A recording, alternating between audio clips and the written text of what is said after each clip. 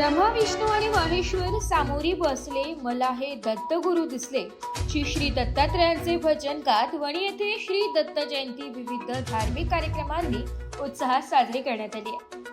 वणी येथील शिंपी गल्लीतील श्री दत्त मंदिरात अहिर शिंपी समाज मंडळ व ग्रामस्थांच्या वतीने दत्त जयंती उत्सवाचे आयोजन करण्यात आले होते. सायंकाळी 5:30 वाजता टाळ मृदंगाच्या गजरात व पुरोहितांच्या मंत्रघोषात अभिषेक महापूजा करण्यात आली. तसेच नवीन चांदीच्या पादुकांची स्थापना व पूजन करण्यात आले. यानंतर श्री दत्तांच्या मूर्तीस फुलमाळ व फुग्यांची सजवलेल्या पाळण्यात ठेवून श्री दत्त जन्मोत्सव साजरा करून आरती करण्यात आली. यावेळी दत्त मंदिर सभा मंडपात श्री दत्त भजनी मंडळाने भजन संध्या संपन्न झाल्यानंतर भाविकांना महाप्रसादाचे वाटप करण्यात आले. येथील पोलीस स्टेशन मधील श्री दत्त मंदिरात दत्त जयंती निमित्त रंगरंगोटी, आकर्षक विद्युत रोषणाई व फुलमाळांची आरास करण्यात आली होती.